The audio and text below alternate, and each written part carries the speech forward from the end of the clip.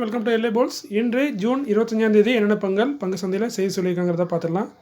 வழக்கமாக டிஸ்க்ளைமர், நம்ம சேனல் முழுக்க ஒரு செய்தி சேனல், எந்த ரெக்கமெண்டேஷன் கிடையாது. இது முழுக்க ஒரு செய்தி மட்டும்தான், அதாவது நியூஸ் சேனல் தான், எந்த ரெக்கமெண்டேஷன் இல்லை. அதுவே நம்ம சொல்கிற செய்திகள்லாம் தவறுகள் இருக்க வாய்ப்பு இருக்குது. ஸோ நீங்கள் கண்டிப்பாக கிராஸ் வெரிஃபை பண்ணுங்கள். உங்கள் செபி ஸ்டார் அட்வைசர் இல்லை உங்கள் ஃபைன் ஸ்டார் அட்வைஸரோட நியூஸ்லாம் கன்ஃபார்ம் பண்ணிவிட்டு அதுக்கப்புறம் அவங்க முடிவுங்க. நான் ஒரு செபி ஸ்டார் அட்வைசர் இல்லை, நான் ஒரு சாதாரண இன்வெஸ்டர். எனக்கு தெரிஞ்ச செய்தியை அவங்கள்ட்ட பகிர்றேன். ஸோ ஒரு நண்பர்கிட்ட பகிர்ற மாதிரி. ஸோ இது முழுக்க செய்தி பயிர்வு தான். நீங்கள் கண்டிப்பாக கிராஸ் வெரிஃபை பண்ணுங்கள். நம்ம சேனலில் வந்து டெய்லி ஷேர் மார்க்கெட் சம்மந்தப்பட்ட செய்திகளை சொல்லக்கூடிய ஒரு தினசரி செய்தித்தாள். ஸோ அவங்க வீடியோக்குள்ளே போயிடலாம். இன்றைக்கி நம்ம பார்க்கக்கூடியது நிறைய ரெக்கார்ட் டேட் அறிவிச்சிருக்காங்க நிறைய கம்பெனி டிவிடெண்டுக்கு. அதுமாதிரி ஸ்பிட்டு, அதுமாதிரி போனஸு, அதுமாதிரி டிவிடெண்ட் அறிவிச்ச கம்பெனியை பற்றி தான் பார்க்க போகிறோம். அதுமாதிரி ரைட் இஷ்யூ ஒன்று இருக்குது. ஸோ ஃபஸ்ட்டு நம்ம பார்க்குறது AstraZeneca pharma India limited 6319 current பேஸு. 24 ரூபா டிவிடெண்ட் ஆல்ரெடி அறிவிச்சிருந்தாங்க. டிவிடெண்ட் பையனா ஒரு 4% அதிகமாக இருக்குது. இதற்கான ரெக்கார்டு வந்து கம்பெனி இன்றைக்கி அனௌன்ஸ் பண்ணியிருக்காங்க. 5 ஜூலை தான் ரெக்கார்ட் டேட்டு. செக்டர் பையனா ஃபார்மாசிட்டிக்கலில் இருக்காங்க.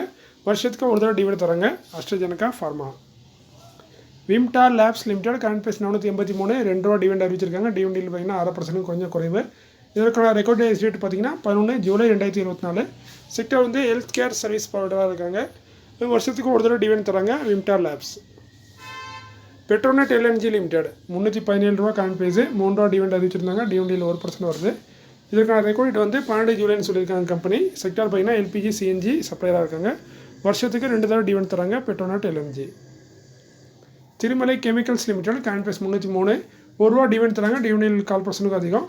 இதற்கான ரெக்கார்டு வந்து 17 ஜூலையாக இருக்கலாம். அது ஒரு ஹாலிடே. ஸோ அதனால் 16 ஜூலையாக கூட இருக்கலாம். செக்டர் பார்த்திங்கன்னா கமாடிட்டி கெமிக்கல்ஸில் இருக்காங்க. வருஷத்துக்கு ஒரு தடவை டிவிடெண்ட் தராங்க. இந்த ஸ்டார் மென்ஷன் பண்ணாலும் கொஞ்சம் கிராஸ் வெரிஃபை பண்ணிடுங்க. ஏன்னா அதை அவங்க சுற்றி வளைச்சி சொல்லியிருக்காங்க. அடுத்து பார்த்திங்கன்னா advance enzyme and technologies limited current price பார்த்திங்கன்னா 379 1 ரூபா 10 பைசா டிவிடெண்ட் அறிவிச்சிருக்காங்க. டிவிடெண்ட் 4%.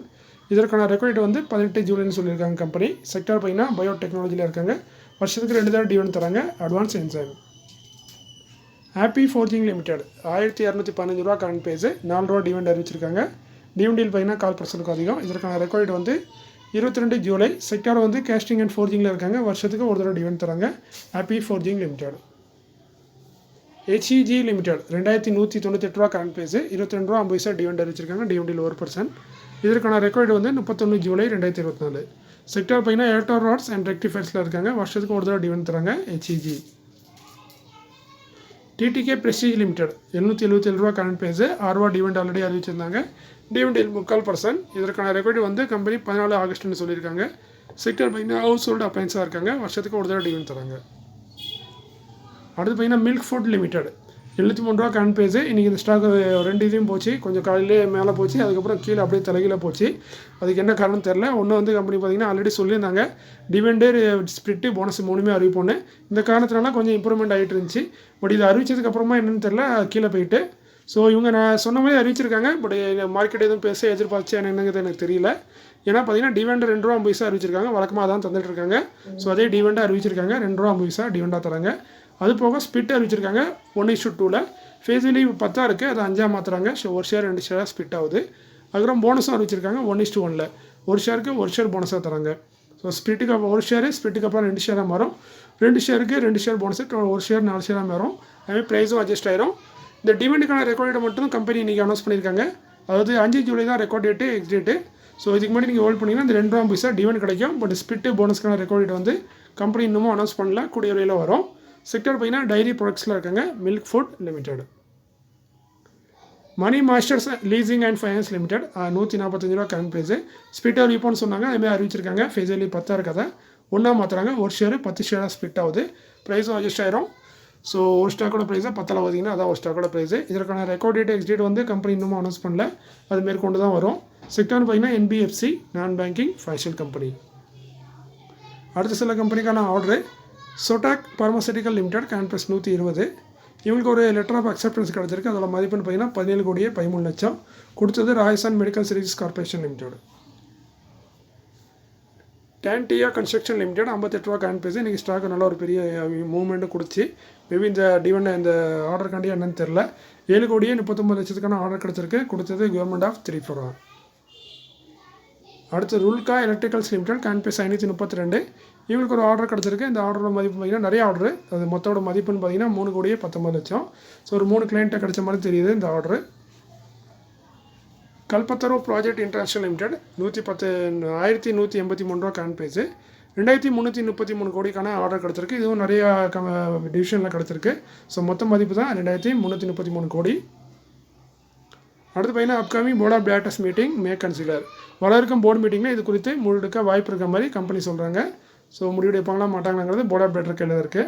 அதில் ஃபஸ்ட்டு நம்ம பார்க்குறது தாராச்சந்த் இன்ஃப்ரா லாஜிஸ்டிக்ஸ் சொல்யூஷன் லிமிடெட் 444 ரூபா கரண்ட் ப்ரைஸு. இவங்க 1 ஜூலையில் ஃபஸ்ட்டு ஜூலையில் போர்டு மீட்டிங் இருக்குது. அந்த போர்டு மீட்டிங்கில் ஸ்டாக் ஸ்பீட் கொடுத்து முடிவெடுப்போம்னு சொல்லியிருக்காங்க. ஃபேஸலி 10 இருக்குது. அதை 1, 2 இல்லை 5 என்னங்கிறத போர்டு தான் டிசைட் பண்ணுவாங்க. Sector NBFC non banking financial கம்பெனியாக இருக்காங்க. அடுத்து பார்த்தீங்கன்னா Abirami financial services India limited 57 ரூபா கரண்ட் ப்ரைஸு. இவங்க போர்டு மீட்டிங் வந்து 6 ஜூலையில் இருக்குது.